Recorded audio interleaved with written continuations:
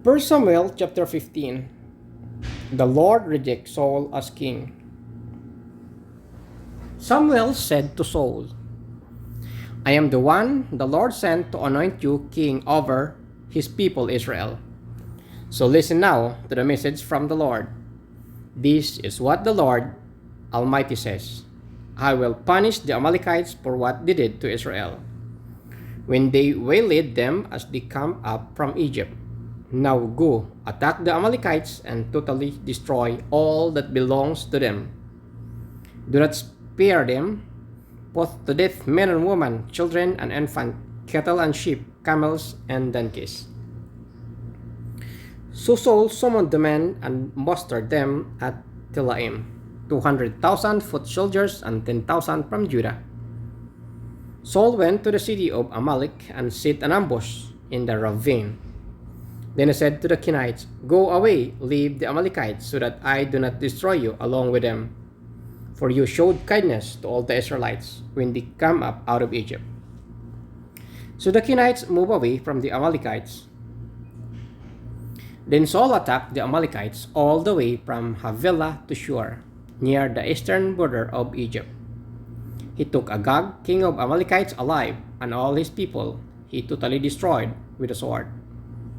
But Saul and the army spared Agag and the best of the sheep and cattle, the fat calves and lambs, everything that was good.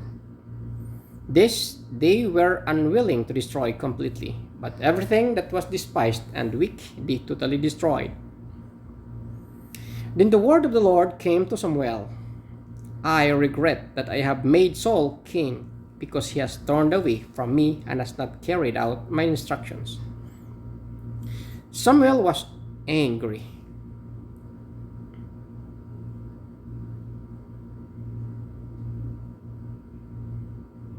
And he cried out to the Lord all that night. Early in the morning, Samuel got up and went to meet Saul. But he was told, Saul has gone to Carmel.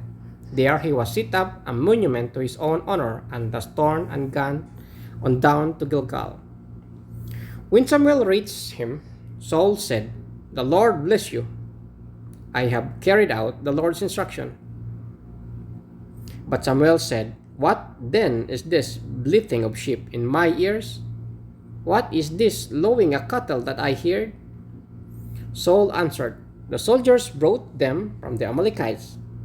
They spared the best of the sheep and cattle to sacrifice to the Lord your God, but we totally destroyed the rest.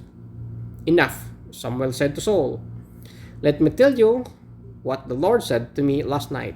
Tell me, Saul replied. Samuel said, Although you were once small in your own eyes, did you not become a head of the tribe of Israel? The Lord anointed you king over Israel, and he sent you on mission, saying, Go and completely destroy those wicked people. The Amalekites wage war against them until you have wiped them out. Why did you not obey the Lord? Why did you pounce on the plunder and you do evil in the eyes of the Lord? But I did obey the Lord, Samuel said. I went on the mission the Lord assigned me. I completely destroyed the Amalekites and brought back Agag, their king. The soldiers took sheep and cattle from the plunder, the best of what was devoted to God, in order to sacrifice them to the Lord your God at Gilgal. But Samuel replied, Does the Lord delight in burnt offering and sacrifices as much as in obeying the Lord? To obey is better than sacrifice, and to heed is better than the fat of rams. For rebellion is like the sin of divination, and arrogance like the evil of idolatry. Because you have rejected the word of the Lord, he has rejected you as king.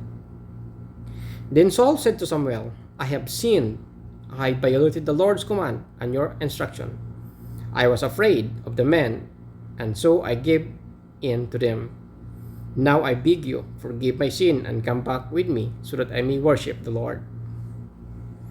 But Samuel said to him, I will not go back with you. You have rejected the word of the Lord, and the Lord has rejected you as the king over Israel. As Samuel turned to leave, Saul caught hold of the hem of his robe, and it tore. Samuel said to him, "The Lord has torn the kingdom of Israel from you today, and has given it to one of your neighbors, to one better than you, who is the glory of Israel, does not lie or change his mind. For he is not a human being that he should change his mind." Saul replied, "I have sinned, but please honor me before the elders of my people and before Israel. Come back with me so that I may worship the Lord your God." So Samuel went back with Saul, and Saul worshipped the Lord.